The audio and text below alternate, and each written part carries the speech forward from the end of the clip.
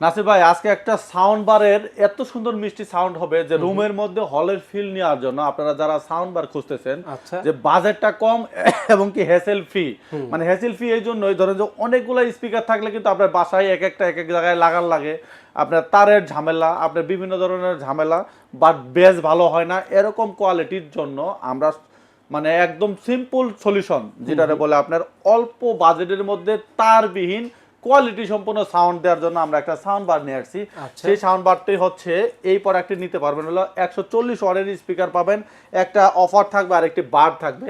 এই প্রোডাক্টটির প্রাইস পড়বে হচ্ছে মাত্র আপনার হচ্ছে 8,500 টাকাতে আপনারা এই প্রোডাক্টটি পারচেস করতে পারবেন।